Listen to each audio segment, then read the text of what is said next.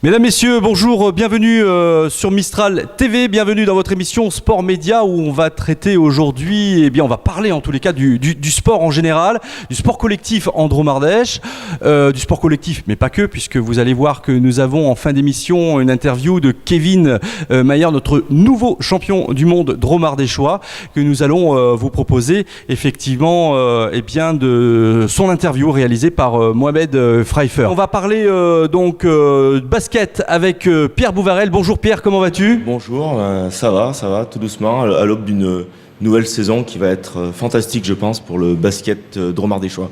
Voilà, on y reviendra tout à l'heure.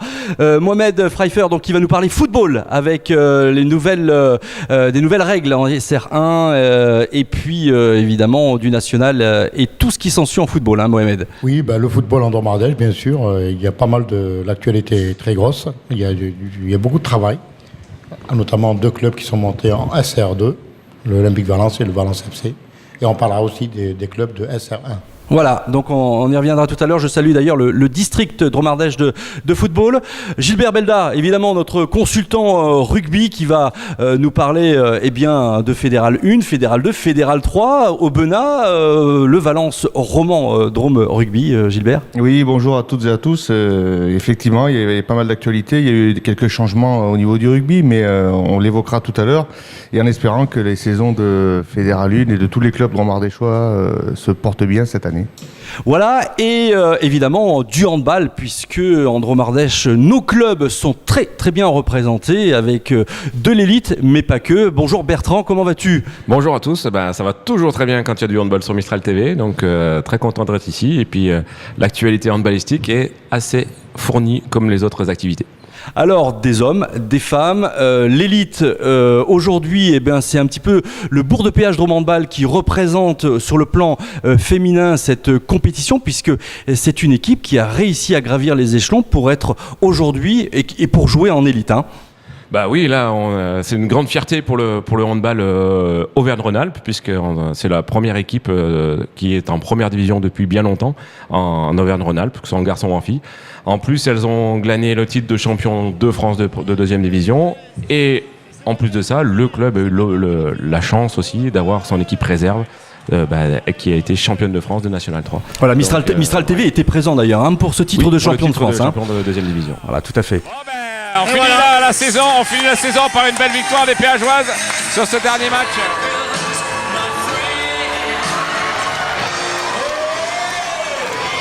Le Drôme Handball, il y a d'autres clubs évidemment. Hein. Bien sûr. Avant de parler individuellement des clubs, je vais faire un petit topo global du handball, sachant qu'en masculin la saison dernière, on s'est retrouvé avec malheureusement la descente du Valence Handball.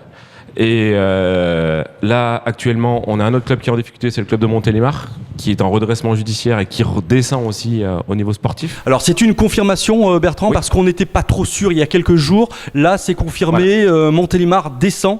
Donc, il va jouer en quel niveau ? Alors, le Montélimar s'était inscrit en National 1. Et vu qu'ils sont en redressement judiciaire et qu'ils n'ont pas, on va dire, respecté le cahier des charges que leur avait fourni la fédération, ils descendent en National 2.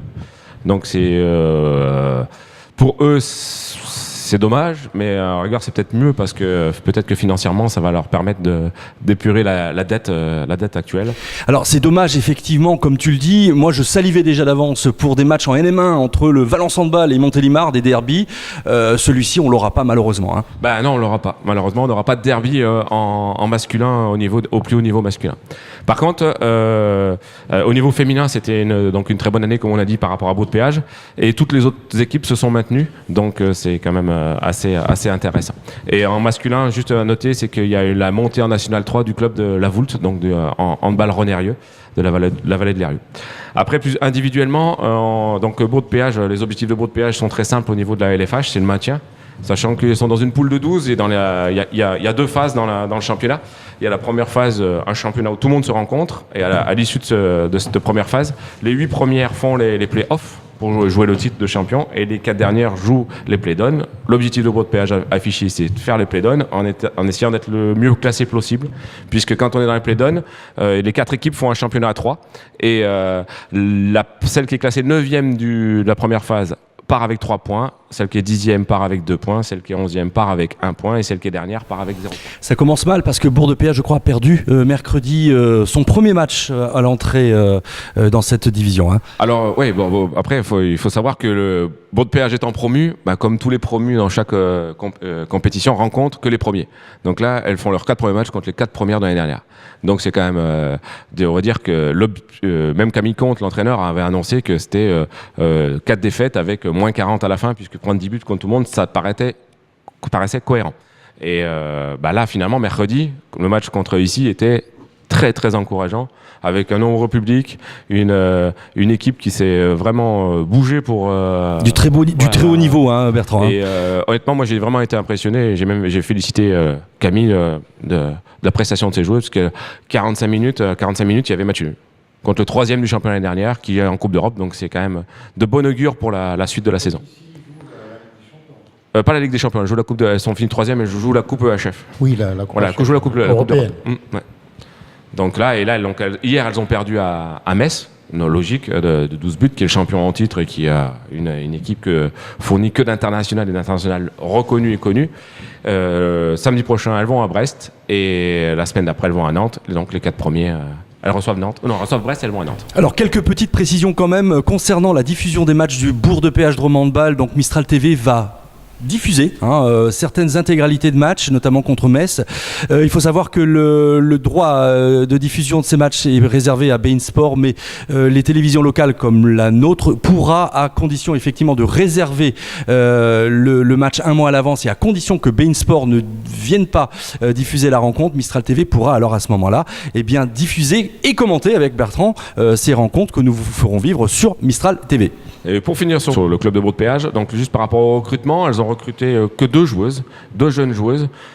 Une jeune joueuse à l'aile gauche qui s'appelle Michel Takamo, qui vient du club de Nice, qui jouait en LFH l'année dernière, et une jeune qui vient de la Motte Servolex, qui jouait en National 2 l'année dernière, qui est née en 99, qui s'appelle Candice Morin. Voilà, donc ça veut dire que Camille Comte joue sur la continuité de son effectif, et ça s'est vu mercredi. Alors venez nombreux voir le Bourg de Péage Dromont-de-Bâle, parce qu'on a du spectacle et il y a des jolies filles pour les hommes qui sont en tous les cas impatients de voir du beau spectacle, en tous les cas dans ce complexe du Vercors à Bourg de Péage.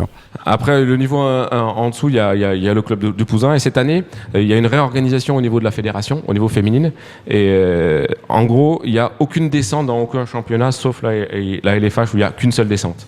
Donc ça veut dire qu'il y a une réorganisation vers le haut, où tout le monde va monter. Donc il y aura des montées supplémentaires dans tous les championnats. C'est-à-dire qu'en National 1, l'année prochaine, il y a 2 montées pour la D2. Donc là, ça fait 3 ans que le club de Pouzin est 2e.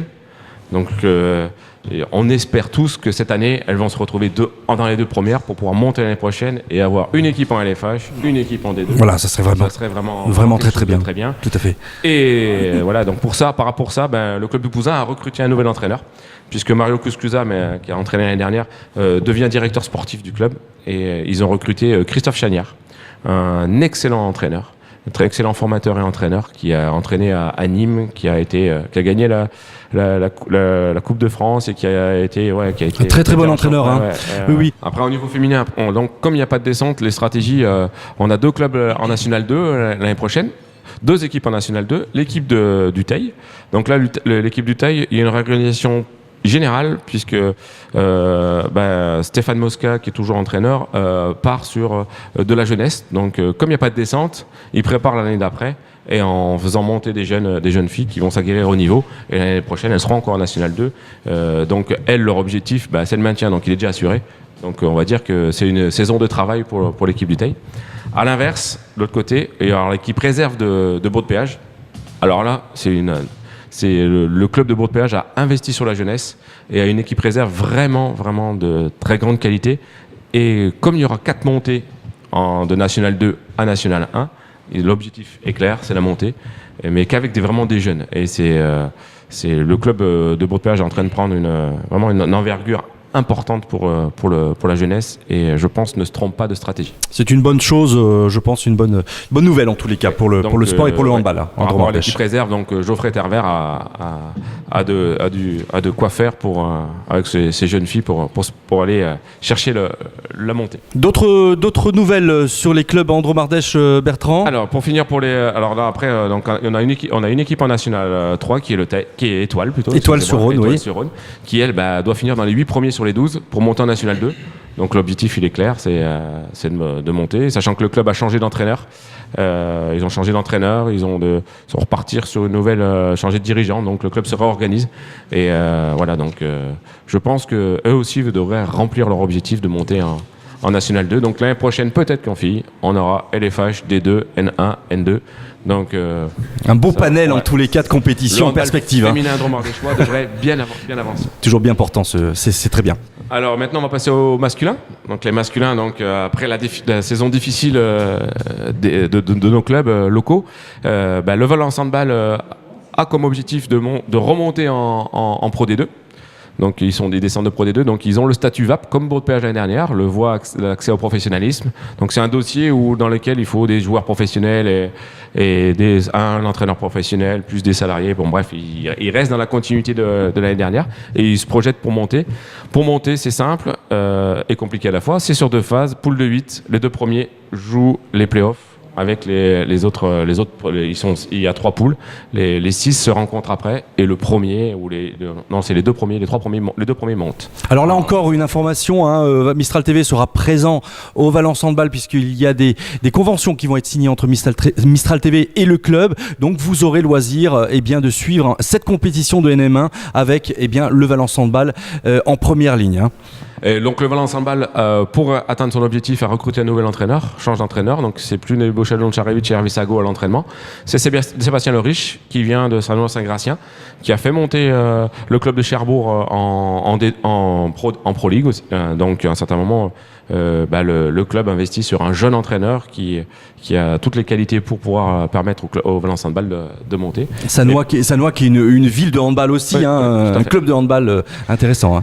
Et pour ça, le Valence Handball a recruté dans la jeunesse, puisqu'ils ont récupéré un gardien de Chartres qui s'appelle Louis Prévost, qui était bouché à Chartres, donc il est venu là. Puis aussi Guillaume Bressy, un jeune qui est issu de la formation valentinoise, mais qui était à Chambéry, qui jouait à Chambéry en National 1 et qui vient jouer avec l'équipe réserve de Chambéry, qui vient jouer au Valence Handball. Et puis 2 un peu plus expérimentés, donc c'est Olivier Marou, le frère de Guillaume qu'on a déjà vu sur nos antennes, qui lui, un ancien initialement valentinois, puis formé à Montélimar, et qui a fait une bonne carrière en Ligue nationale de handball, et qui a même été en équipe de France, donc qui vient après une opération à l'épaule qui finalement maintenant s'est bien passée. Donc tout va bien pour lui. Je l'ai vu à Bourg de Péage, on a discuté, il est prêt à faire une bonne saison. Et voilà, et donc le Valence Handball est prêt à continuer. Malheureusement, Yann Robin ne continue pas. Donc la gâchette valentinoise ne continue pas. Il est sur une fin de carrière, Yann, je crois. Hein. Tout à fait. Donc voilà. Puis il y a Diem, il y a Fabakari qui vient de Nancy, pareil, qui est dans le même un joueur qui est polyvalent et qui est dans l'état d'esprit des Valentinois. On leur souhaite une bonne saison et en espérant qu'ils puissent atteindre l'objectif de remonter en deuxième division. On l'espère tous. Voilà, et puis après, donc, Montélimar, par rapport à ce que j'ai dit au début, va faire avec les moyens du bord, va jouer en National 2 en espérant de se maintenir en National 2 avec les joueurs, sachant qui restent. Il n'en reste plus beaucoup qui ont le niveau National 2, National 1. Par contre, ils vont jouer aussi avec les jeunes, la jeunesse. Donc on va voir ce que ça va donner. Le président Antoine Lambroni a confiance en ses joueurs, mais ça va être une saison très compliquée pour Montélimar. Oui, on se souvient en tous les cas l'année dernière de ce fameux match de Coupe de France contre Montpellier, sous les caméras de Mistral TV. On avait réalisé un petit reportage. On espère quand même que ce club va gravir les échelons et renflouer en tous les cas économiquement les caisses pour se stabiliser.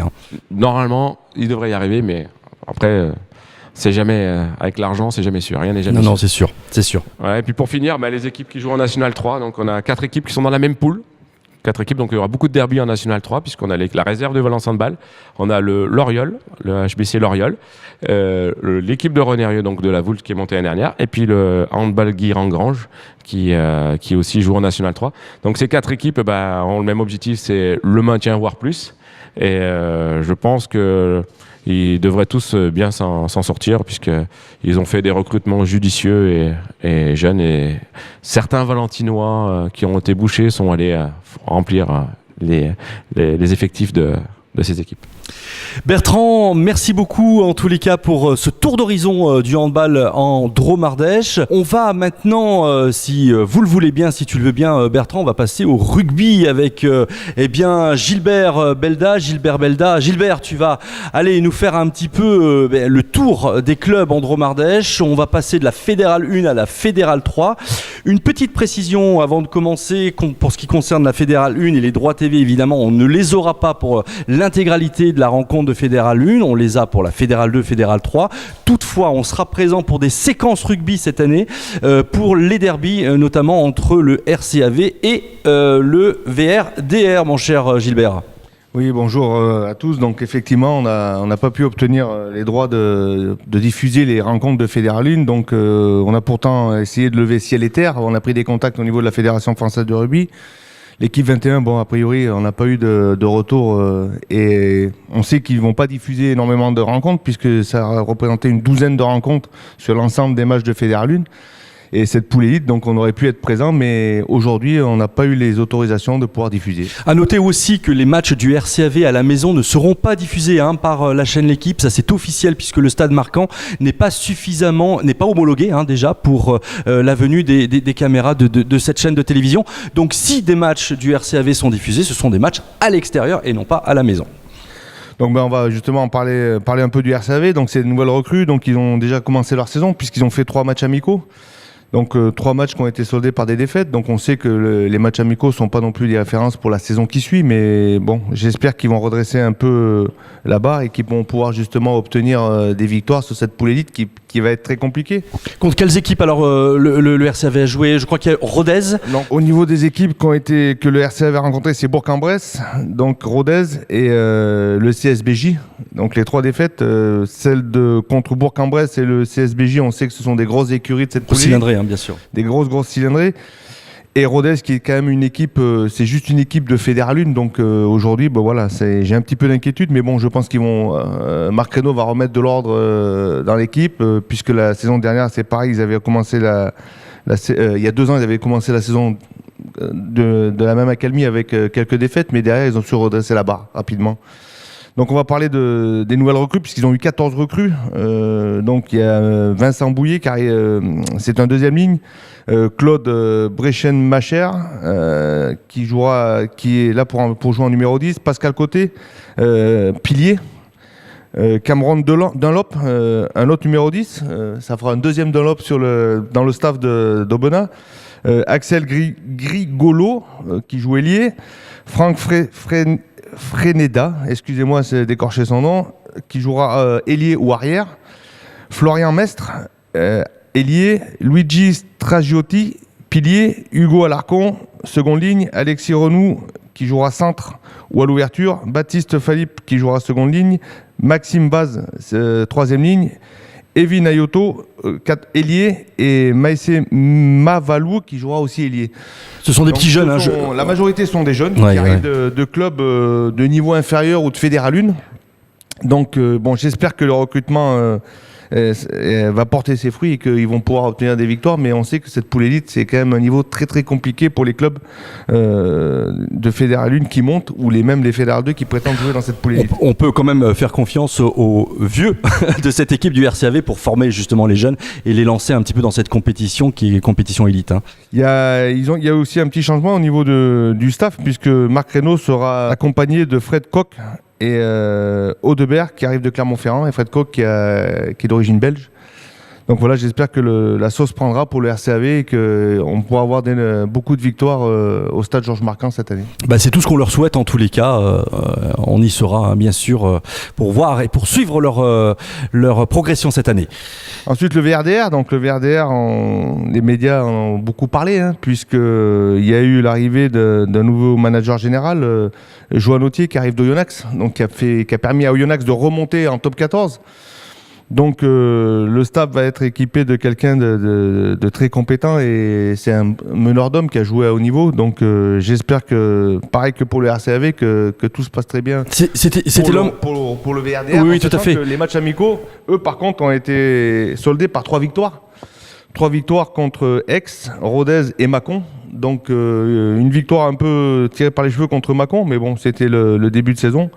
Mais derrière, la dernière rencontre qui a été à Aix-en-Provence a été soldée par une victoire aussi. Donc c'est de bon augure pour le VRDR pour cette nouvelle saison. Pour un excès de confiance. Après, on sait très bien que les matchs amicaux ne donnent pas forcément trop d'indications sur le début du championnat qui, lui, est forcément un championnat serré hein, avec les clubs que l'on connaît. Hein. Tout à fait. Donc on va parler des nouvelles recrues. Donc Romain Brison qui jouera au poste de pilier. Léandre Cotte, 3e ligne. Ossine Aroba qui vient 3e ligne aussi, pardon. Nicolas Faure, demi-mêlée. Georgie Charachidze, pilier. Vincent Barrière, 3e ligne. Jean-Blaise Lespinasse, 3e ligne. Nicolas Faure, demi-mêlée. Jean-François Coux, centre ou arrière. Charles Reinhardt, centre ou arrière. Fétu Vanicolo, centre ou arrière. Alexandre Vaffier à l'arrière. Toutes ces nouvelles recrues arrivent, il y a une majorité qui arrive de Bourgoin, donc ce sont tous des joueurs qui ont évolué au niveau supérieur, voire même en top 14. Donc on sent vraiment la volonté du président Laurent Beaugiraud de faire, et de Jean-Pierre Cheval, des coprésidents Laurent Beaugiraud et Jean-Pierre Cheval, de faire une très très belle saison avec le VRDR et peut-être d'obtenir une qualification pour la fin de saison avec cette nouvelle équipe et ce nouveau staff. Eh bien on leur souhaite en tous les cas, Gilbert. Gilbert, tu peux nous expliquer un petit peu les matchs, comment ils vont se dérouler à la maison à Valence, à Romans, comment ça va se passer ? Alors normalement les matchs, si ils ont gardé la même stratégie que la saison dernière, ce sera à peu près les matchs un coup à Romans et un coup à Valence, en sachant que je pense qu'ils vont favoriser les grosses affluences peut-être. Grosses affluences ici à Valence, puisque le stade peut contenir plus de places, mais rien n'est sûr aujourd'hui, mais on n'a pas encore tout à fait le calendrier de savoir quels sont les matchs qui seront joués à Valence et quels sont les matchs qui se joueront à Guillermoz. Tu me parlais de 3 victoires, il me semble qu'ils ont perdu contre Bourgoin en début de leur Donc j'avais pas l'info sur Bourgoin, mais là c'est sur les 3 dernières rencontres, il y avait eu ces 3 dernières victoires qui ont été acquises par le VRDR. D'accord. Ensuite, je voudrais d'abord féliciter aussi au VRDR l'équipe des moins de 21, les Bélasquins, qui ont été champions de France des Bélasquins cette saison. Et oui, très grande performance des Bélasquins, tout à fait. Performance pour les Bélasquins, donc encore toutes mes félicitations et surtout j'espère que sur cette équipe de Bélasquins, on puisse voir rapidement évoluer certains joueurs avec l'équipe 1 du VRDR.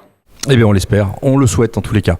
Ensuite pour la Drôme-Ardèche aussi, l'équipe de Saint-Paul et Romans qui a été championne de France de 4e série. Donc ça aussi c'est à féliciter parce que c'est rare et comme je dis tout le temps, quel que soit le niveau, il n'y a qu'une seule équipe qui est championne par saison, donc dans chaque catégorie. Donc encore toutes les félicitations de toute l'équipe de Mistral TV à Saint-Paul et Romans qui a été champion de France. Mais d'une manière générale, dans tous les sports en Drôme-Ardèche, on a un vivier en tous les cas de compétiteurs et de clubs parfois, enfin même souvent, qui relèvent vraiment les défis et on les retrouve comme ça en haut niveau. Bertrand en a parlé tout à l'heure pour Bourg-de-Péage, tu viens de faire le lien avec Saint-Paul et Romans, c'est ça hein ? Tout à fait. Ensuite, on a la Fédérale 2, on va parler un peu de la Fédérale 2. Donc, on a la chance ou la malchance d'avoir les 4 équipes dans la même poule. Donc, c'est la poule 4 de Fédérale 2. Donc, on aura l'équipe d'Annonay, Montélimar, Pierre-Latte, Tricastin et Saint-Jean-en-Royan. Donc, on va pouvoir diffuser vraisemblablement plusieurs derbys. Donc, on aura 6 derbys. Donc, c'est intéressant. Et dans cette même poule, ils seront accompagnés, ça va être une poule assez relevée, puisque ça va être, ils vont être accompagnés de l'équipe de Bédaride, Saint-Raphaël, Fréjus, Berre, Martigues, Château-Renard, La Valette et Nice. Donc grosse poule de Fédéral 2 et j'espère que ces 4 équipes vont nous faire une très belle saison au niveau de la Fédéral 2. On retrouve souvent les mêmes clubs. Il s'était passé quand même une sacrée mésaventure pour Château-Renard. Hein. Je crois, il me semble, sur les derniers matchs de qualification où il y a eu une bagarre générale, etc. C'est souvent des matchs qui sont chauds. Ce sont souvent des matchs qui sont tendus. Et on a alors parfois du beau spectacle. Hein, et on se souvient, il y a 2-3 ans entre Tricastin et Château-Renard, cette qualification pour la montée en Fédéral 1 pour du coup Saint-Paul-3-Château. En tous les cas, Tricastin plus précisément. Mais c'est souvent effectivement des matchs à enjeu, des matchs intéressants à suivre sur Mistral TV du reste. Hein. Oui, effectivement. Donc, j'espère que les incidents qui avaient émaillé cette rencontre n'apparaissent plus sur les terrains de rugby parce que c'est vrai qu'il y avait eu une bagarre quand même assez importante, oui. Exceptionnelle parce que vraiment c'est des images et j'espère que sur les terrains de rugby, quel que soit le sport, on ne puisse plus voir de telles images. Absolument. Ensuite, on parle un peu de la Fédéral 3. Donc, on a plusieurs clubs qui vont être répartis sur 2 poules, la poule 5 et la poule 6 de Fédéral 3. Donc, sur la poule 5, on aura l'équipe de Tintournon et l'équipe de Ronde 15 qui seront dans cette même poule. Bon, donc, Ronde 15 c'est Bourg-les-Valences. Hein, pour resituer. Oui, on a Ronde 15, donc c'est Bourg-les-Valences. Et dans l'autre poule, dans la poule 6, on aura Véor 15 qui sera accompagné de Priva. Donc, Véor 15, c'est Portes-les-Valences. Beauvallon, Étoile, ouais, ils sont une entente, tout à fait.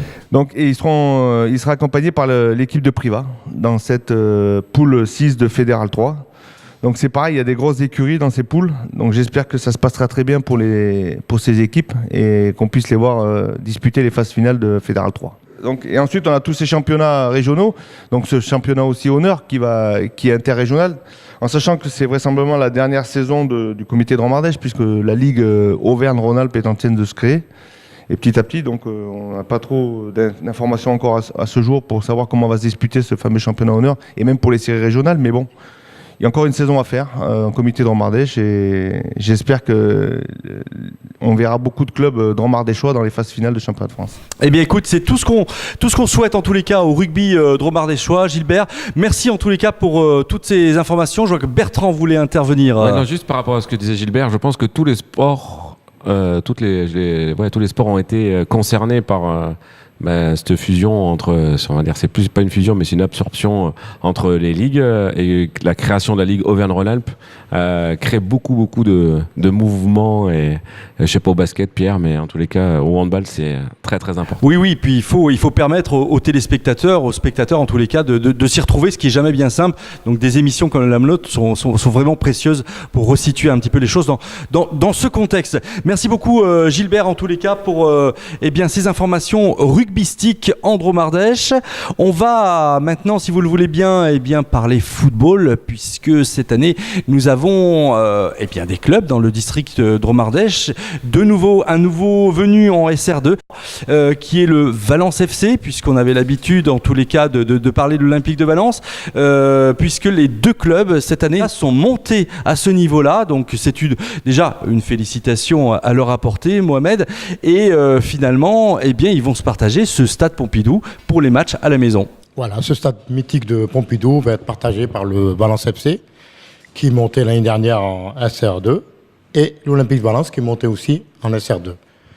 Voilà, ils seront pas dans la même poule. Par contre, l'Olympique de Valence sera dans la poule de Aubenas. Il y aura un derby Aubenas-Olympique de Valence. Oui, c'est important de le signaler. Hein. Et le Valence FC sera dans la poule des Algériens de Fougerolles qui ont terminé premier dans la poule de l'Olympique de Valence l'année dernière. Et qui avait, je crois, perdu au stade Pompidou contre l'Olympique de Valence, mais qui avait gagné sur le match aller contre l'Olympique de Valence, qui c'était très très chaud. Pour l'Olympique de Valence, parce qu'il fallait attendre décision sportive, réclamation par Malik Biban avant le match. Et bon, ça a porté ses fruits puisque l'accord... La réclamation a porté ses fruits, tout à fait. Elle est passée en commission à Lyon et bon. Oui, parce que l'histoire, c'était que Chambéry... a fait jouer 2 joueurs sur deux divisions. 2 journées de championnat. Qui jouaient au niveau supérieur. C'est ça. C'est strictement interdit. Voilà. Mais bon.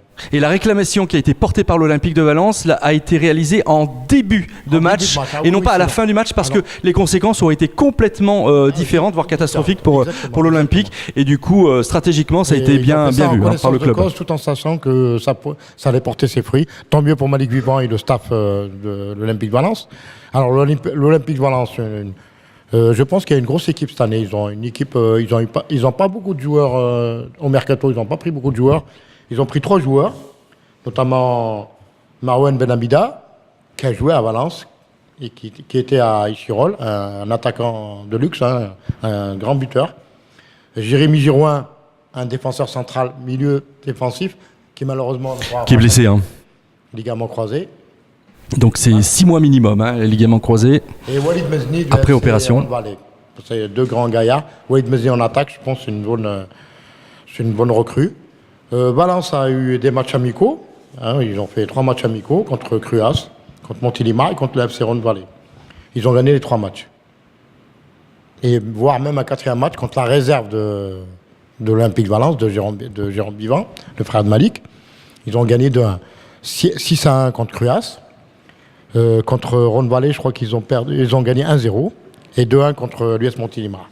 Contre l'US Montélimar et Rhône-Vallée qui joue en SR1, c'est-à-dire un échelon supérieur. Oui, d'ailleurs, Rhône-Vallée qui a joué là, son premier match de championnat contre Cruas et qui l'a remporté 2-0. Maintenant, on va passer à Rhône-Vallée. Rhône-Vallée qui est, le championnat de SR1, il a débuté la semaine dernière, le SR2 aujourd'hui, le 3, et le SR1 a débuté la semaine dernière. Alors, il y a eu le derby Rhône-Vallée-Cruas.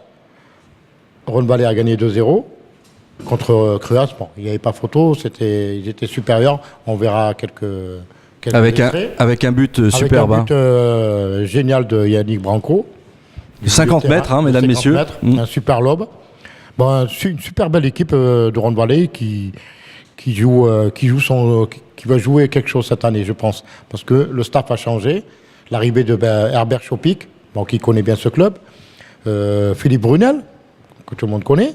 Et Stéphane Kals, qui a raccroché les crampons et qui... Alors c'est étonnant, hein, Mohamed, mais Rhône-Vallée, on a toujours l'impression qu'ils sont en bout de souffle et l'année suivante, eh bien, ils rebondissent systématiquement. Là, cette année, tu l'as annoncé, Herbert Chopik, Brunel, les anciens de l'Olympique de Valence. 3 cadres. Hein, 3 cadres importants de cette division. Et pas que. Parce que Herbert Chopik, quand il est parti de Cruas, il a ramené quand même une petite valise avec lui de joueurs qui a amoindri l'équipe de Cruas, bien sûr. Lionel Ponte nous le dira sur l'interview. Sur l'interview. Et c'est vrai que Lionel Ponte, avec Cruas, essaye de jouer cette année de championnat avec des jeunes. Il a le potentiel. Il a des bons joueurs. Il lui manquait quelques-uns le premier match. Mais je pense qu'il a les moyens de se maintenir et de viser le haut du tableau. C'est ce qu'il veut.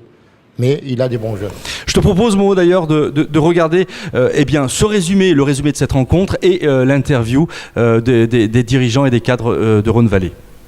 Dans ce premier match de championnat de SR1, l'Ardèche a été gâtée puisque Rhône-Vallée recevait son voisin, le SC Cruas. À la 2e minute, sur un corner tiré par Mathias Dégage, Elias Sefsaf reprend de volée. Le ballon passe juste à côté des buts du portier cruasien. À la 7e minute de jeu, Mike Bryan part seul au but, mais son tir est arrêté par Florian Passu. À la 10e minute de jeu, sur un coup franc pour Rhône-Vallée, rapidement joué par Christopher Branco, ce dernier marque d'un superbe lob astucieux de 50 mètres. Florian Passu, le gardien de Cruas trop avancé, ne peut malheureusement rien faire. Rhône-Vallée mène alors 1-0.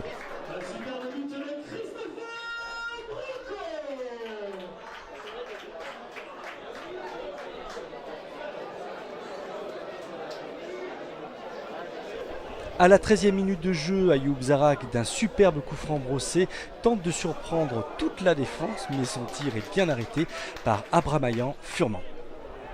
À la 19e minute de jeu, sur une bonne maîtrise et une belle remontée de balle de Tarek Bouguera, ce dernier finit par décrocher une frappe qui sera bien captée par le portier de Rhône-Vallée, bien sur ses appuis. À la 41e minute de jeu, Christopher Branco s'illustre à nouveau et reprend de voler un ballon contré venu du côté gauche, mais sans succès pour lui. En seconde mi-temps, à la 55e minute de jeu sur un centre venu de la gauche de Tarek Bouguera, Hamzi Slaiti, pourtant seul devant les buts, tire au-dessus.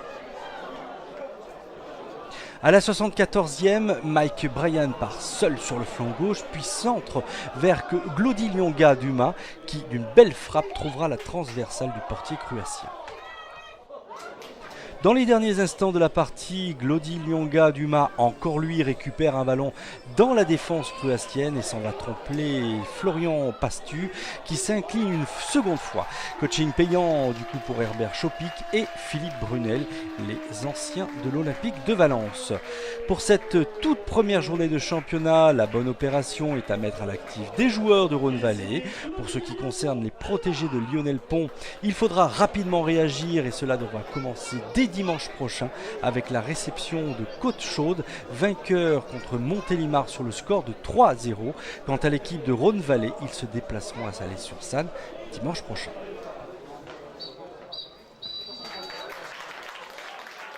Un match première mi-temps super, vous avez dominé.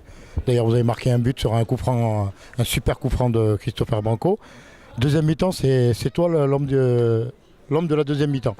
Ça faisait partie un peu dans la stratégie du coach, de me mettre au banc de touche, après de me faire rentrer à la 60e minute pour essayer d'apporter un peu la vivacité et un peu plus la vitesse, quoi. Au moment où les adversaires seront un peu fatigués parce qu'on est au début de la saison, donc il y a pas mal des équipes qui sont en forme actuellement, donc c'était un peu dans les stratégies du coach. Toi, c'est ta première année ici à Rhône-Vallée? Oui, c'est ma première année. C'est mon premier match officiel avec Rhône-Vallée parce qu'on n'a pas mal joué des matchs amicaux et tout. Là, tant mieux, je commençais par un but. J'espère que ça va continuer. Lionel, première mi-temps dominée par Rhône-Vallée. Deuxième mi-temps excellente de Cruas. Nous, on a un groupe qui est en train de se former, qui vit bien. On va miser sur le jeu. Je pense qu'on... Contrairement à l'équipe adverse qui était plus sur un jeu direct, on n'a pas su s'adapter. En deuxième mi-temps, je pense qu'on a eu le monopole, on a eu l'opportunité d'égaliser. Le match aurait complètement changé avec cette égalisation. Malheureusement, à 5 minutes de la fin, on prend ce deuxième but en se découvrant un peu. Mais dans l'ensemble, je suis fier de mes joueurs et je leur dis régulièrement parce qu'on vient de très loin et on montrera à beaucoup de clubs que nos jeunes ont la foi et surtout sont pétris de qualité, quoi. Je pense que l'ensemble de l'équipe a essayé de faire le maximum. On manque sans doute peut-être, on va dire de 2-3 semaines. Donc d'ici 15 jours, 3 semaines, il faudra peut-être regarder ce que fait Cruas. Malheureusement, peut-être qu'on a voulu faire tourner un effectif très important sur les matchs amicaux pour concerner un groupe vraiment important. Là, on a commencé dès cette semaine à travailler sur un groupe un peu moins étoffé. Je connais mes joueurs, je commence à les connaître pour certains, puisqu'on a eu quand même beaucoup de mouvements liés à Rhône-Vallée, qui nous a fait un pillage en règle, donc je peux le dire ouvertement. Voilà, donc aujourd'hui, c'est vrai que les joueurs qui étaient là l'année dernière étaient revanchards. On n'a pas réussi, on n'était pas loin. C'est que le premier match. Hein. Exactement. Bon, perdre de premier match, c'est pas si grave que ça. Cruas a du potentiel comme il en prouve aujourd'hui. Oui, et puis nous, nos arguments, là j'avais quand même la moitié de l'équipe qui avait moins de 20 ans. Je pense qu'en honneur, je ne vois pas d'autres équipes cette année nous affronter avec autant de jeunes. Mais on continuera dans cette politique-là puisqu'on a un vivier encore très intéressant. Mais écoute, on te souhaite une superbe saison. Merci. Au début, on voulait jouer. Et en premier temps, on n'a pas essayé d'asseoir notre jeu qu'on voulait. Certes qu'on a commencé tardivement les entraînements et tout ça. Et c'est un groupe remanié, donc voilà, on est en train de se chercher. Pour l'instant, voilà.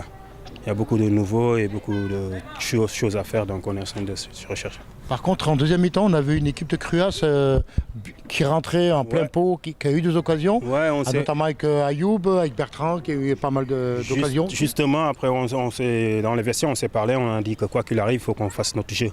Parce que sans jeu, on ne peut rien avoir. Il faut qu'on essaie d'asseoir le jeu. Ça peut payer comme ça peut ne pas payer. Mais c'est ça qui nous a permis après d'avoir des automatismes qu'on fait aux entraînements, qu'on essaie de répéter. C'est en tout début, donc voilà, c'est comme ça on s'est cherché. C'est toujours bien de débuter par une victoire à domicile et puis surtout sans prendre de but. C'est le principal point positif ce soir. Après, peu importe l'adversaire, c'était Cruas ce soir. Et sincèrement, je le dis, ça me fait, je suis malheureux pour eux. Mais après, je sais qu'ils auront des arguments à faire valoir dans la saison. Donc je ne m'inquiète pas non plus plus que ça. Voilà. On a une belle équipe. Moi, je dis que ce qu'on a fait aujourd'hui, c'est pas mal. Mais on est encore perfectible. On a quand même beaucoup de choses à améliorer. Parce que c'est vrai que on a fait une première mi-temps où effectivement on avait un peu plus la maîtrise que Cruas. Mais au final, on n'a marqué qu'une fois. Et c'est un match qui aurait pu être tout autre si sur leurs quelques temps forts en début de deuxième période, ils étaient revenus au score. Donc voilà, il faut quand même se dire qu'on a tué le match qu'à 5 minutes de la fin, malgré tout. Oui, mais il manque quand même des joueurs. Cyril Noyer, Karim Mirabé, j'en oublie peut-être. Il manque des joueurs. L'ossature de l'équipe n'est pas encore prête. Elle sera prête au bout de 3-4 matchs, je pense. Après, c'est vrai que aujourd'hui, il y avait des absents pour des blessures ou des suspensions. Après, la saison, elle sera comme ça. On aura besoin de tout le monde. On a un groupe qui est étoffé à plus de 25 joueurs. Mais quand on va avoir le championnat, la Coupe de France au départ, puis après la Coupe Rhône-Alpes, on ne sera pas de trop. Après, on a surtout besoin de continuer d'améliorer notre collectif, régler encore des choses sur l'aspect défensif, même si je trouve qu'aujourd'hui, ce qu'on a fait défensivement, c'était bien mieux parce que, mis à part sur un ou deux exploits individuels, on a été très peu déséquilibré. Donc, on progresse, mais on a encore beaucoup de taf. Oui, j'ai vu la présence de Philippe Brunel, ex-pensionnaire de Ligue 1, Stéphane Kals, ex-pensionnaire de Ligue 2. Est-ce que c'est un apport pour le groupe, justement ? Ouais, forcément. Aujourd'hui, on a un staff où déjà, au-delà de la compétence humainement, on se côtoie en dehors, on est des amis. Donc ça veut dire que on sait qu'on est les uns avec les autres.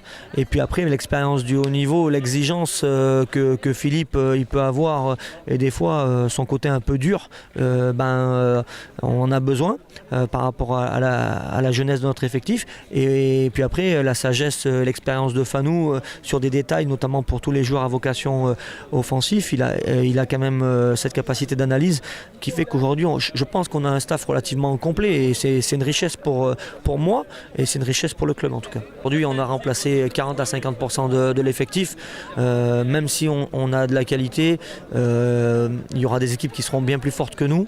Après on va avancer nous semaine par semaine. Chaque fois qu'on prendra 4 points, ce sera tant mieux. Et puis on aura des moments où ça ira forcément moins bien. Il faudra relever les joueurs, c'est comme ça dans une saison. Mais aujourd'hui, si on fait un bon maintien, ce sera déjà pas mal. C'est trop tôt, beaucoup trop tôt pour parler d'autre chose. Voilà, moi, là où je suis content aujourd'hui, c'est qu'il y avait du monde, peut-être parce que c'était le derby, puis il y avait du monde parce que les gens ils voulaient venir voir un peu cette équipe de Rhône-Vallée 2017-2018. J'espère que les gens ils ont vu une équipe avec du cœur, c'est le principal, pour que ils aient envie de revenir nous voir, parce que aujourd'hui c'est ce qui est intéressant, que quand les gens ils viennent au stade, ils puissent prendre du plaisir, et puis voir que les joueurs ils se dépouillent sur le terrain. Voilà, moi c'est ça qui m'intéresse. Bon, on a parlé de la SR2, on a parlé de la SR1. Bon, la SR1, il y a Montélimar, Rhône-Vallée, Cruas et à nouveau Salaise. Alors il y aura plusieurs derbys cette année, puisqu'il y a 4 équipes qui représentent la Drôme-Ardèche. Il y aura Salaise aussi, il faudra compter sur Salaise, le petit poussé. Bon, Salaise qui a, malheureusement, la semaine dernière, il y a eu pas mal de... Il n'y a que Rhône-Vallée qui a gagné dans le derby. Montélimar a été à Côte-Chaude après 3-0. Oui. Et Salaise s'est incliné où c'est 2-1 sur le terrain... non, 3-2, pardon, sur le terrain de Chasselet. Oui, c'est ça, Chasselet. Voilà. Ça, c'est la première journée. Aujourd'hui, c'est la coupe. Il y a la coupe Xavier Bouvier et Ronny Giraud pour les clubs inférieurs, c'est-à-dire Promotion Excellence, PHR. Pour finir, qu'est-ce que j'ai à dire ? Ah oui, je voudrais rendre hommage à des joueurs, un joueur qui a représenté la Drôme-Ardèche, Baptiste René, que certains ne connaissent pas, mais qui est gardien de but, ex-gardien de but de Mours, qui a joué au SCO d'Angers, et qui est maintenant gardien du FC Lorient. Voilà, un petit coup de chapeau à... Non, qui a joué à Dijon, pardon. Qui a joué à Dijon, en Côte d'Or. Et il y a aussi Romain Seyss, qui est passé par Valence, qui était au SCO d'Angers, qui a été promu en Ligue 1 l'année dernière. Et maintenant, il joue à Wolverhampton en Angleterre, en Championship de 2e division. Nathan Crimieux, le fils de Stéphane Crimieux, gardien de but international U17, qui joue à Saint-Étienne, Voilà. Et qui a été champion d'Europe. Contre l'Espagne, vous en souvenez, 3-1 pour la France. Et pour finir encore, Fouad Chafik, un gars très cher à Karim Oumidour. Fouad Chafik qui est à Dijon actuellement, qui est international marocain, qui a joué ce week-end contre, je me souviens plus. Le Ghana, non? Non, Burkina Faso. Le Burkina Faso, oui. Burkina Faso, avec l'équipe du Maroc, qui joue et qui est de Pierre Latte, bien sûr, et qui a joué à Valence, et qui joue à Dijon. Idriss Saadi, encore un autre pensionnaire de Valence, qui a été formé au centre de l'OL, et qui joue à Strasbourg. Et qui est international algérien aussi, qui est rentré hier en deuxième mi-temps avec l'équipe nationale d'Algérie. On a vraiment un très beau vivier, Androm Ardèche, de joueurs comme ça qui sont assez exotiques, qui s'exportent bien et qui viennent aussi un petit peu renflouer les clubs. Je veux rendre hommage aussi à l'Olympique de Valence aux féminines, qui ont fait un parcours exceptionnel l'année dernière. Bon, cette année, il y a du changement. Il y aura Romain Chausson, Laurent Millard et Yann Genex. Et je pense que cette année, ils ont un bon groupe pour viser le haut du tableau. Voilà. Et pour terminer, le dernier, voilà, je voudrais rendre hommage à l'Handifoot. Ça vous paraît bizarre, mais oui, ça existe. L'Handifoot. Alors l'Handifoot, c'est 5 joueurs dans une salle, c'est du futsal, voilà. Et l'équipe Ronald Poverne a monté une équipe. C'est la première fois. A monté une équipe. Ils ont fait un tournoi le mois de juin, qui s'est très bien passé, parce qu'ils ont été... ils n'ont pas gagné, mais ils ont montré un peu l'image du football Rhône-Alpes en handifoot. Eh ben, on va voir un petit peu quelques images d'ailleurs que tu as et qu'on a retrouvées par-ci par-là sur le net. Et rendre hommage à la petite ardéchoise, drôme ardéchoise Enola Petite, qui a joué au BBR, c'est-à-dire à Barbière, et qui a été retenue avec l'équipe de France à Clairefontaine. Voilà, Enola Petit, joueuse du BBRM de Barbière. Merci beaucoup Mohamed pour ces quelques informations de nos clubs du district en Drôme-Ardèche. On souhaite en tous les cas bonne chance effectivement à tous ces clubs en espérant les voir en élite l'année prochaine ou en montée bien évidemment. Allez, on va se tourner maintenant vers Pierre Bouvarel pour cette page basket avec évidemment les matchs que nous allons diffuser sur Mistral TV, ceux du SVBD en National 1, mais un nouveau venu est arrivé en NM1, c'est Aubenas, Pierre. Ouais, tout à fait. Mais avant de parler du basket drôme-ardéchois, j'aimerais faire un petit coup de pouce sur l'équipe de France de basket qui est en ce moment championnat d'Europe. Les championnats d'Europe. En Finlande. En Finlande, ouais. Et médiatiquement, on passe un peu inaperçu. L'équipe de France qui a perdu son premier match contre le pays organisateur, la Finlande, mais qui a très bien rebondi hier contre la Grèce puisqu'ils ont gagné de 8 points. Voilà, c'était un petit clin d'œil pour le basket quand on en avait besoin. En ce qui concerne le comité Drôme-Ardèche, par rapport à mes collègues, moi je vais commencer par le secteur féminin qui est un petit peu dépourvu avec simplement le club de Saint-Jean-de-Museul qui joue en National 3. Qui vont essayer de rester dans cette division parce que, mis à part Saint-Jean-de-Museul, on n'a rien d'autre dans le comité et voilà. Par rapport au hand, c'est un petit peu l'inverse. En ce qui concerne donc maintenant le secteur masculin, comme tu l'as dit, oui, la grande surprise, ça a été l'énorme saison dernière d'Aubenas qui à la fois a fait la finale de la Coupe de France à Bercy et qui a perdu malheureusement, mais bon, il faut le faire. Et ensuite, ils ont accédé à la Nationale 1, à la NM1. Donc cette année, on aura 2 équipes en NM1 avec donc Saint-Vallier et Aubenas. Ça fera l'occasion de voir un derby drôme-ardéchois à ce niveau-là, qui n'est pas arrivé depuis de très longues années. Voilà. En ce qui concerne, donc je vais d'abord parler des équipes de National 3. Donc on aura 4 derbys. 4 derbys, ah oui, c'est énorme. 4 derbys, puisqu'on a 4 équipes à ce niveau-là. Donc Annonay, qui va essayer aussi de rebondir, puisque la saison passée, ils n'ont pas fait une grosse saison, malgré leur descente de National 2. Annonay qui a recruté quand même pas mal de joueurs pour rebondir dans cette division, avec des joueurs Calvélis qui arrivent de National 3, Marchand-Le Havre, Sanchez d'Andrézieux et Mendes en provenant de Vanves. Voilà. Ensuite, nous avons l'équipe de Tain qui est en train de finir son recrutement. Ils n'ont pas fini. Ils ont eu un petit peu des problèmes à l'intersaison. Et là, ils vont aussi, avec Patrick Roy qui a repris l'équipe, là, ils vont essayer de faire mieux que l'année passée. Donc essayer d'accrocher peut-être un petit peu la deuxième partie du haut de tableau. Ensuite, nous avons donc Montélimar qui a des ambitions, puisqu'ils veulent absolument aussi peut-être essayer de jouer la montée. Ça sera difficile, puisque dans la poule, il y a Avignon qui descend de National 1, qui a été rétrogradé et qui fera partie des favoris. Ensuite, 4e équipe, Saint-Vallier Basket 2, qui va repartir comme d'habitude avec son déjeune, comme un petit peu Beau Péage en filles au hand. C'est un petit peu la politique du club. Beaucoup de moins de 18, d'anciens moins de 18 qui vont peaufiner cette équipe. Et on a fait une recrue là, Michael Regina, qui nous arrive des Espoirs de Limoges. Maintenant le haut niveau.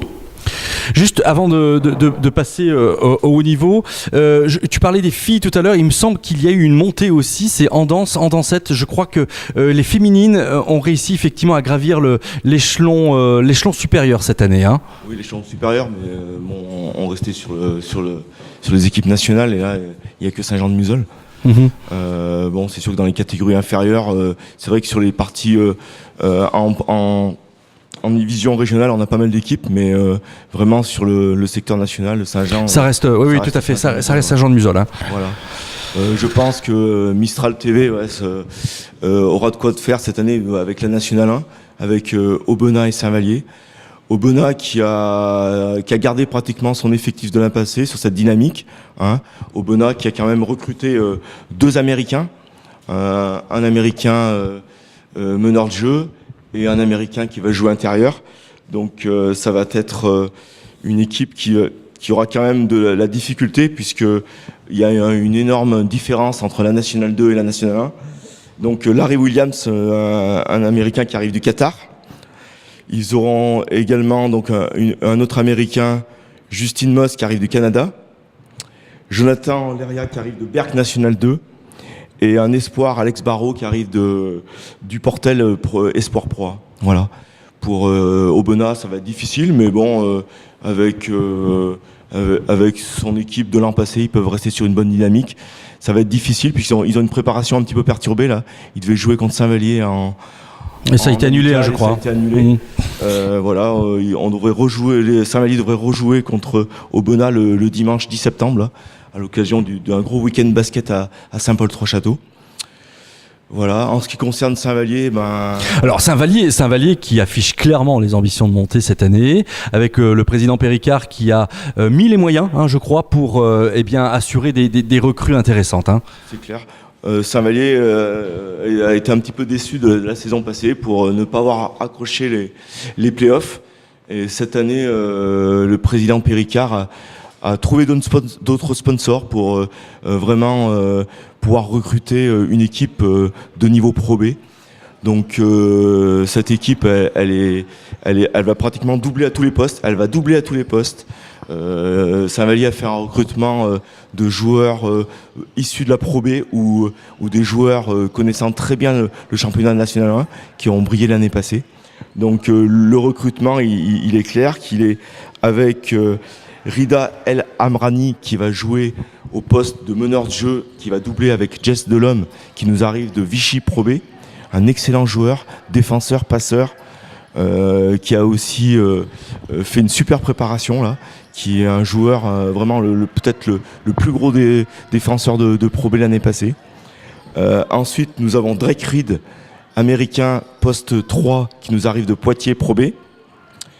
Ensuite, Michael Crayon, qui jouait à Lorient l'année passée en AM1, qui était le meilleur marqueur sur un poste 4.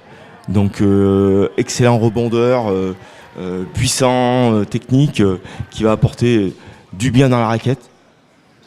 Ensuite, nous avons Jean-François Crisnel de son prénom, qui nous arrive d'Andrézieux-Boutéon, qui jouait dans le 5 majeur, et cette année à Saint-Vallier sera le remplaçant de Éric Boitingue, notre intérieur. Ouh, ça parle ça.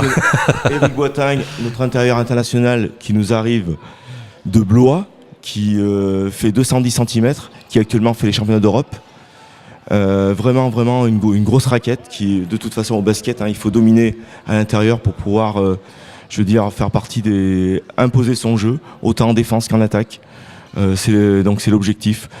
Saint-Vallier a fait une excellente préparation sur les matchs amicaux. Ils reviennent d'un stage de Mulhouse où ils ont fait 2 matchs, où ils ont gagné une équipe de National 2 pour commencer et gagné l'équipe de Souffel en finale d'un tournoi. Hier soir, ils ont battu Saint-Chamond Pro B. Donc voilà, et Saint-Vallier est sur une grosse dynamique. Mais Pierre, dis-moi un petit peu là, quelle mouche a piqué Monsieur Péricard, on va l'appeler comme ça, le président du Saint-Vallier Basket Drôme, sachant que il y a 2 ans, Saint-Vallier a joué les playoffs. Bon, fort heureusement, alors je ne sais pas si on peut le dire comme ça, c'est ironique, ils ne sont pas montés en Pro B parce que le budget ne suivait pas. Comment on peut expliquer finalement cette volonté, en tous les cas, de faire monter ce club en Pro B, sachant que les finances, il va aussi falloir les trouver. Donc Saint-Vallier les a trouvés, ils repartent très positivement sur le secteur financier sur la saison passée. Et ils ont trouvé, la commission sponsor a très bien travaillé à l'intersaison. D'autres partenaires sont arrivés. On travaille encore, Saint-Vallier travaille encore pour encore amener des sponsors.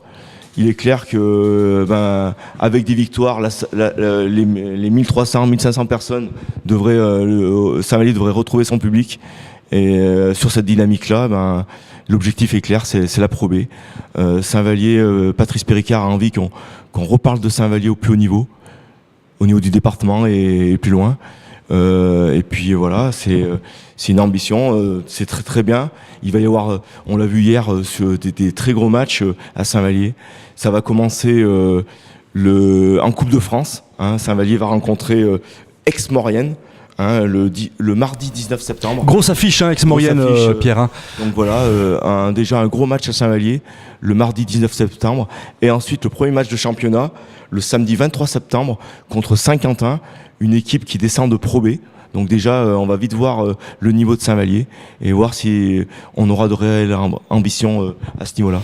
Alors Mistral TV, évidemment, est partenaire du SVBD. Il le sera aussi probablement prochainement avec Aubenas. Donc nous aurons effectivement du basket sur Mistral TV à vous proposer, chers téléspectateurs.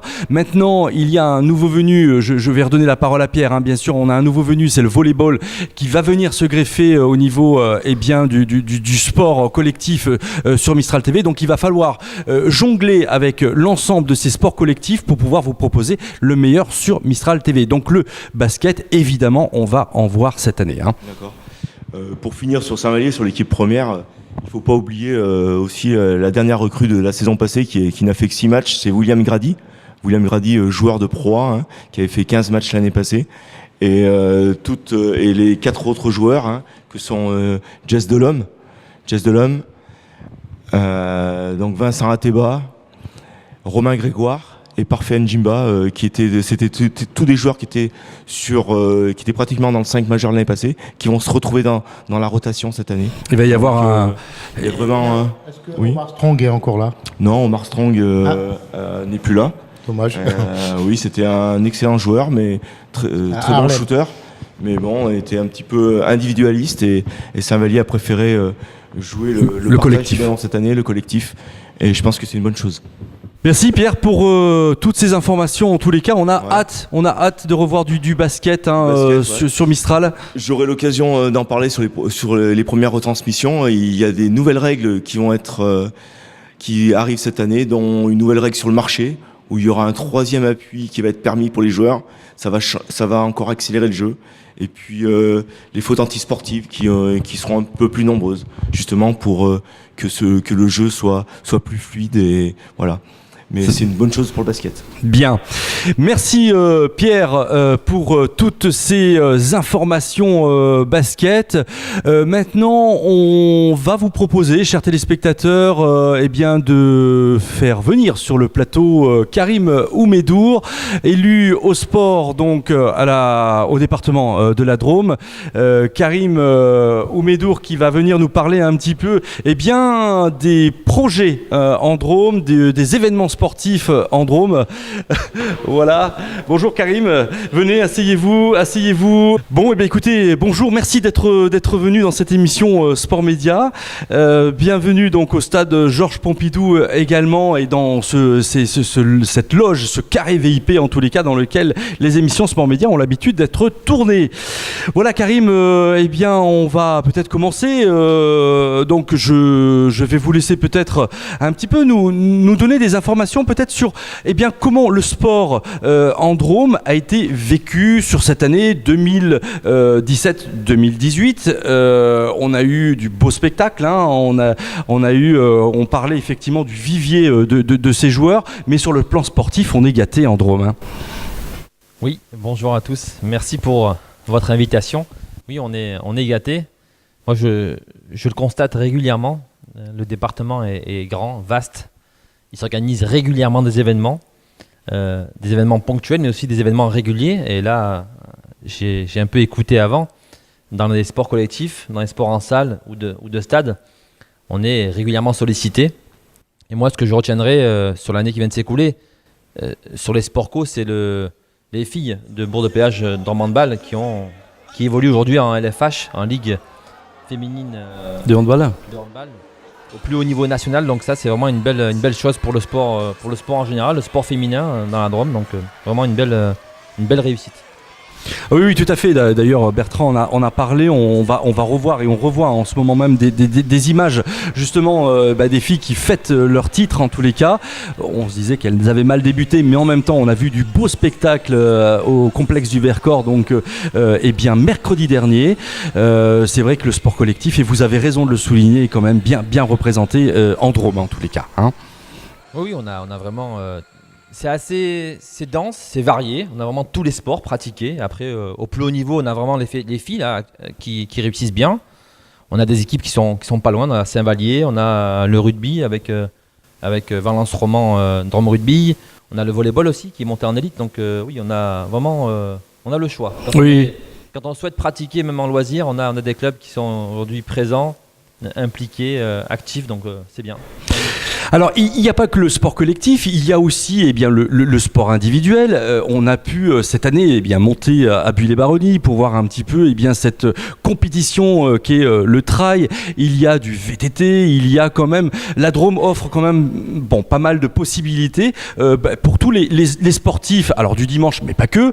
Les compétiteurs également proposent vraiment une variété de sports adaptés à toute catégorie. Hein. Oui, c'est vrai que sur l'aspect événementiel, j'ai noté parce qu'il y en a tellement. On peut en nommer quelques-uns quand même, oui, bien sûr. Karim. Vous l'avez rappelé, on a vraiment un territoire qui se prête bien au sport nature, un territoire qui est varié, qui permet toute pratique autour des sports nature. Pour en citer quelques-uns, donc le Trail Drôme qui est vraiment une réussite à Buis-les-Baronnies, presque 2000 participants à chaque fois. Le Raid VTT et les Chemins du Soleil. La Transvercors nordique. Ah oui, tout à fait. Le marathon de Fondurle, là aussi c'est un événement important. La Transvercors VTT qui a eu lieu récemment. On a aussi sur le plan plutôt scolaire, la traversée de la Drôme à vélo par les scolaires, les primaires. Cette année, on a eu plus de 450 élèves qui ont participé. C'est énorme. Oui, tout à fait. Et pour finir, en termes de sport nature, on a 2 cyclosportives qui sont très importantes. La Dromoise, qui va arriver très prochainement, au mois de septembre.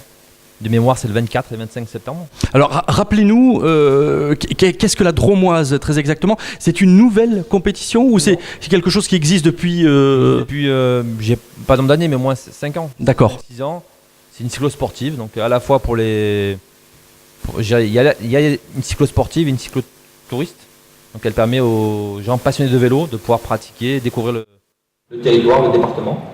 Donc celle-ci, elle s'organise... le dernier week-end de septembre, donc là ce sera le 24 et le 25 de mémoire. Et enfin, celle qui réunit le plus de participants, c'est la Corima Drôme Provençale, donc, qui s'organise sur le territoire de Montélimar.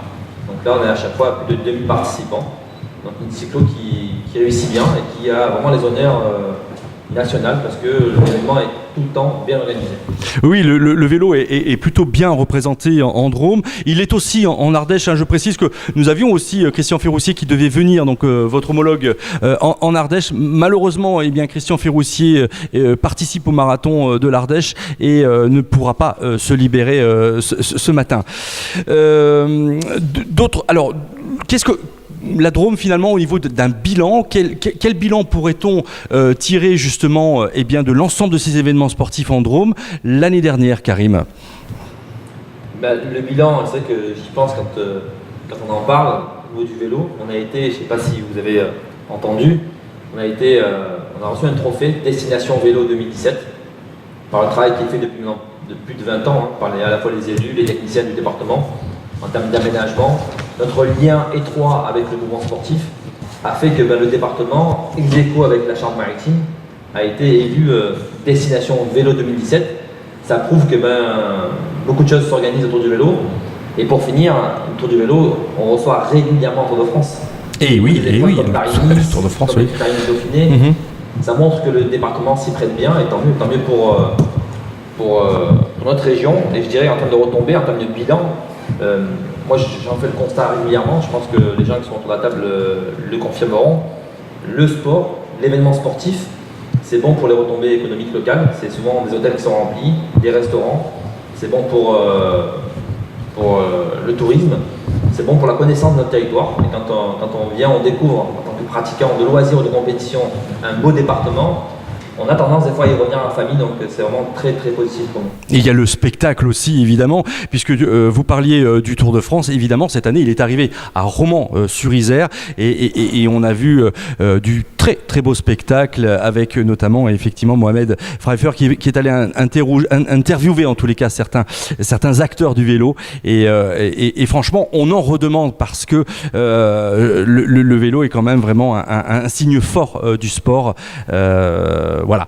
Alors, il y a effectivement, donc, cette année, au niveau du Tour de France, je crois, il me semble, Karim, si mes souvenirs sont bons, que l'année prochaine, il devrait passer à Valence. Alors, je ne sais pas si c'est une information officielle, vous allez peut-être nous la délivrer ou pas. Est-ce que vous avez pu un petit peu aller à la pêche aux renseignements? Non, je suis désolé, j'ai aucune info officielle à ce sujet. Juste pour finir sur le vélo. Oui. On a aussi les boucles cyclistes d'Ardèche qui s'organisent le 1er février avec beaucoup de professionnels organisés uniquement à l'aide de bénévoles. Donc, ce qui est positif sur notre territoire, notre région, c'est qu'on travaille de manière étroite avec l'Ardèche. C'est ça. Mon collègue n'est pas là ce matin, mais c'est qu'on est en bonne relation. Et on le voit à travers l'événement qui s'organise entre l'Ardèche et la Drôme. Et voilà. Voilà, à propos de cet événement, nous aurons des images bien évidemment, puisque Mistral TV est en contact avec le président et toute l'organisation effectivement de ces boucles. Donc on va vous proposer quelques images plus tard, en tous les cas, puisqu'elles vont commencer incessamment sous peu, il me semble, Karim, ces boucles-là. En général, un événement aussi important, c'est presque entre 10 mois, presque un an. Une fois que l'événement terminé, souvent on commence à travailler sur le suivant et ça a lieu de mémoire fin février. Alors fin février, oui, c'est pas tout à fait tout de suite alors. Hein. Par contre, en termes d'événementiel, on en a un important qui va marquer un peu l'année 2017. C'est un nouveau, ça s'appelle le Red Outdoor Dream Team qui aura lieu le 21 octobre 2017 avec un départ à Valence, au port des Pierrières, direction Crussol, avec une arrivée sur les coteaux de Cornas en Ardèche. C'est quoi comme épreuve? C'est une épreuve, c'est un raid. D'accord. C'est un raid qui va tourner de la marche alors plus... Marche, course, oui. Avec des grands sportifs emblématiques des sports nature. Je ne peux pas plus en dire, mais vous serez informés. Le 21 octobre, chers téléspectateurs, retenez bien cette date. Au départ de Valence. Au départ de Valence-les-Pervières. Bon, en tous les cas, voilà, ce bilan est plutôt positif. Vous avez donc annoncé un petit peu certaines épreuves là qui vont commencer. Est-ce qu'il y avait d'autres choses sur cette fameuse année 2017-2018 maintenant? On va retrouver donc effectivement tout ce qui est sport co, on vous l'avait annoncé tout à l'heure. Mais est-ce qu'il y avait d'autres événements sportifs en perspective dans le département de la Drôme? Après, on a souvent des événements qui se répètent, qui sont récurrents, qui sont implantés sur le territoire. Je les ai pratiquement tous cités. Peut-être ajouter l'étape du Grand Prix de Division 1 de triathlon. Oui, très important aussi. On a réuni les meilleurs athlètes mondiaux. Après, sur l'année 2018, ouais, ce sera des événements qui vont se répéter. Et souvent, le calendrier fédéral n'est pas forcément arrêté. Donc nous, on est toujours preneurs. Hein. Honnêtement, nous, on est là pour faciliter, pour accompagner financièrement. Et à ce sujet, je souhaitais plutôt saluer et remercier les personnes qui organisent, les dirigeants, bénévoles qui s'impliquent, parce que c'est quand eux s'engagent, quand eux prennent des risques, souvent ils viennent nous voir et là on discute et souvent on est amené à s'entendre pour trouver un consensus et les aider financièrement afin que l'événement ait lieu sur notre département, sur l'Ardèche, la Drôme. On est vraiment très impliqués dans le sport en général et dans l'événementiel, parce qu'on estime que c'est important pour la connaissance du territoire, je vous l'ai dit, mais j'insiste, pour le tourisme, pour l'économie locale. Oui, et puis pour faire vivre aussi l'actualité, nous on en a besoin, on a besoin du sport aussi pour faire vivre aussi un petit peu et l'ensemble de ces épreuves sportives sur Mistral TV. Donc effectivement, on encourage aussi le département de la Drôme et le département de l'Ardèche pour effectivement accompagner du mieux possible ces clubs pour qu'il puisse y avoir après des retombées intéressantes en tous les cas sur les événements sportifs. Karim, bon, pour Paris 2024, tu as été acteur, pas spectateur. Hein. J'ai appris que la fresque qui a été faite ici, à Valence, allait être exposée à Paris. Alors tu peux m'en dire un peu plus? Je n'ai pas d'infos officielles là-dessus, mais c'est vrai que la Drôme a été vraiment à l'initiative, a été un moteur dans cette candidature. On a été vraiment actifs. Et à ce titre, je voudrais vraiment saluer Odette Durand, la présidente, et l'ensemble des bénévoles qui sont impliqués, et aussi le mouvement sportif drômois qui s'est investi parce que je pense que c'est important. Tout à l'heure on parlait d'événements locaux, mais sur le plan national, les Jeux Olympiques c'est aussi des retombées. J'ai peut-être oublié de le rappeler, mais c'est des retombées. Même chez nous, quand on est amené à recevoir de l'événementiel, on est aussi amené à, et je l'ai dit tout à l'heure par rapport au trophée qu'on a reçu Destination Vélo 2017, c'est aussi des aménagements qu'on doit prévoir, qu'on doit réfléchir, à la fois pour le déplacement doux, mais aussi pour la pratique sportive. Et ça, je trouve que le sport a cette vertu, c'est qu'il nous amène à aller au-delà, à dépasser nos limites dans nos réflexions, dans les aménagements divers et variés, donc c'est très positif. Et oui, on a un acteur d'ailleurs, on n'en a pas parlé et on va peut-être un petit peu en parler, c'est Kevin Mayer qui était présent donc vendredi dernier et d'ailleurs Mistral TV était présent sur cet événement. D'ailleurs Karim, je vais vous proposer maintenant de regarder un petit peu cette séquence interview puisque nous avons rencontré Kevin Mayer, nous avons rencontré ses parents, nous vous avons rencontré aussi et donc on va vous proposer, chers téléspectateurs, de regarder maintenant cette séquence tous ensemble. Mon premier remerciement, mon plus gros remerciement, c'est mes parents et mes frères. Je peux en parler longtemps. On est comblés, plein de joie, et voilà, on a vibré, un peu tremblé, mais voilà, c'est énorme.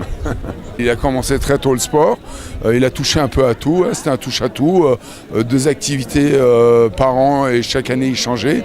Et on sentait qu'il avait un potentiel et il fallait choisir un sport. Et il l'a choisi et c'est venu naturellement et il s'est orienté vers l'athlétisme. Et c'est une fierté pour vous? Ah bah oui, c'est alors, super. Et Carole, qu'est-ce qu'elle va nous dire? Carole, la maman, elle va dire qu'elle elle est émue encore par les propos qu'il a... tout ce qu'il a dit aux gens qui sont présents, c'est-à-dire que c'est toujours émouvant de voir qu'il compte sur nous. On a été là depuis qu'il est tout petit et on restera là tant qu'il nous acceptera et qu'on lui servira à quelque chose, on sera là. Mistral TV le connaît très bien, le suit d'ailleurs, oui. On est toujours derrière lui et là on sera toujours derrière lui. Merci beaucoup, c'est gentil, j'espère que tous les Français seront pareils que vous, c'est-à-dire ça compte énormément pour lui, tout ce soutien, ça le porte, donc continuez comme ça. Merci beaucoup. Merci. C'est une aventure qui dure depuis très très longtemps et c'est très long et très difficile chaque jour. Kevin, on l'a vu tout à l'heure, moi j'en ai presque pleuré parce que il avait beaucoup de choses dans sa voix qui faisait dire que c'est quelqu'un qui prend à cœur ce qu'il fait, qui donne de bonnes impressions. Pour les jeunes, je pense que c'est quelqu'un d'extraordinaire qui va entraîner, me semble-t-il, beaucoup de jeunes dans ce sport qui malheureusement est peu connu donc du public. qui devient de plus en plus connu grâce donc à Kevin.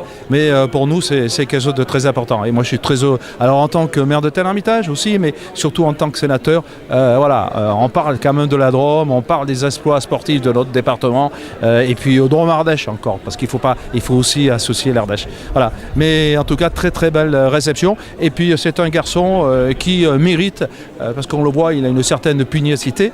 Il a la chance aussi, c'est d'avoir des parents qui sont auprès de lui. Et je crois que il y a des bénévoles, il y a tout, mais les parents c'est important aussi. Et je crois que là le papa et la maman ils sont très actifs certainement dans l'obtention de la médaille.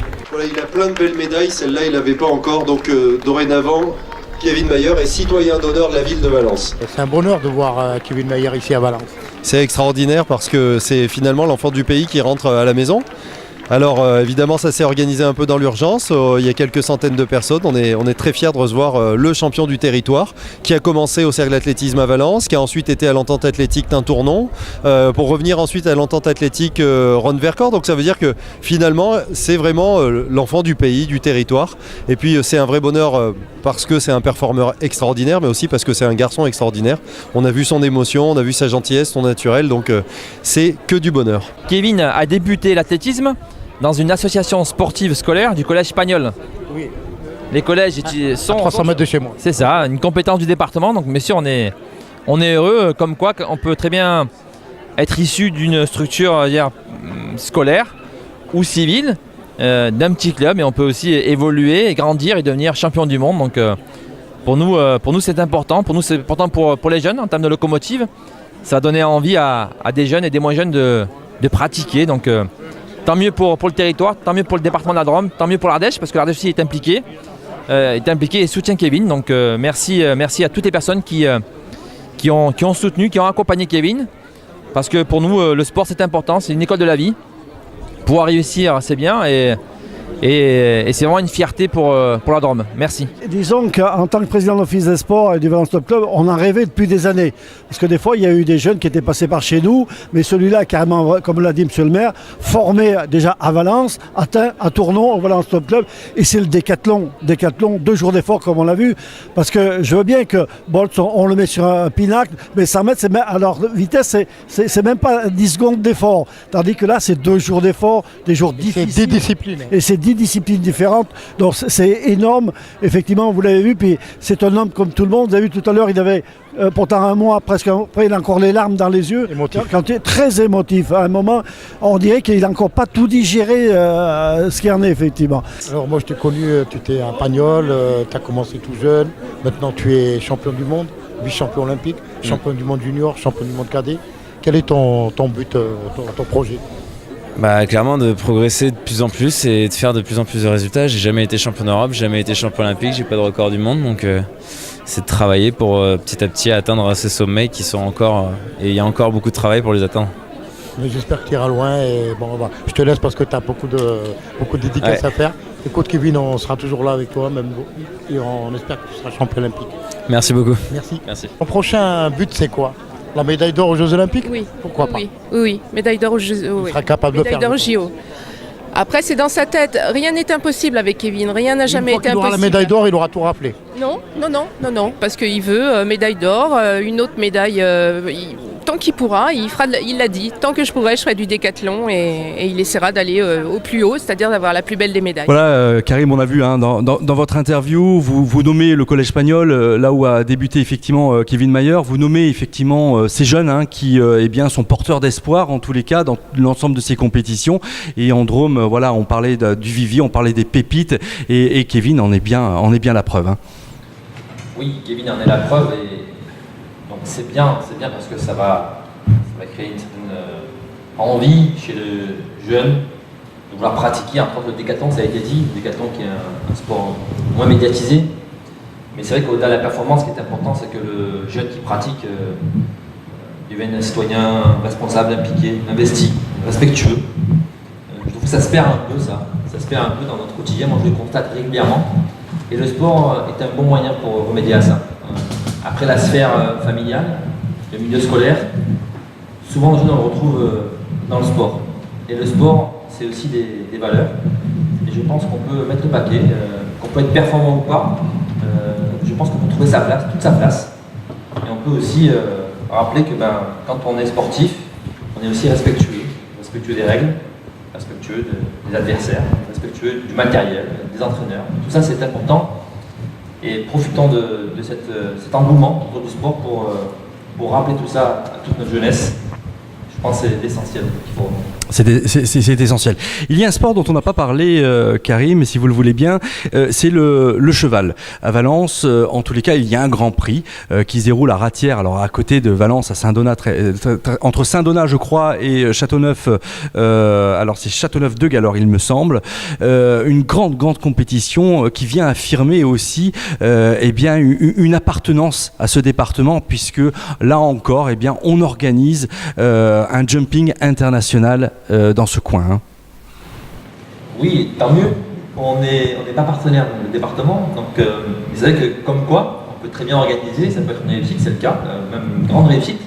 J'ai eu que des bons échos de cet événement-là. Et comme vous le rappelez, c'est vrai que le cheval d'équitation est fortement présent sur notre département.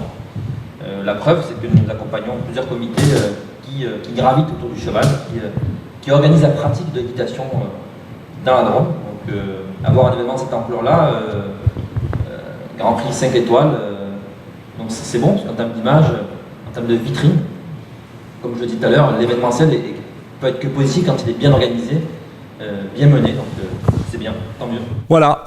Bien, messieurs, alors, est-ce que vous avez des questions à poser à Karim Oumédour qui est présent ici au niveau du sport ou est-ce qu'on conclut Moi, je voudrais donner une petite info. On parlait des Jeux Olympiques tout à l'heure.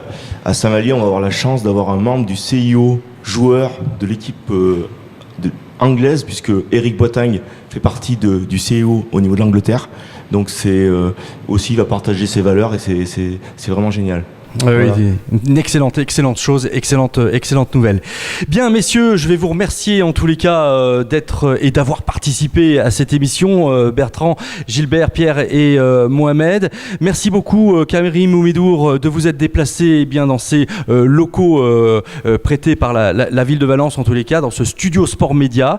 On espère, et on va vous retrouver forcément pour d'autres événements sportifs au cours de l'année, et on aura toujours, en tous les cas, de bonnes choses à se raconter à ce niveau-là. Merci de nous avoir suivis sur Mistral TV et à très bientôt dans une prochaine émission Sport Média. Au revoir. Au revoir, à très bientôt. À bientôt.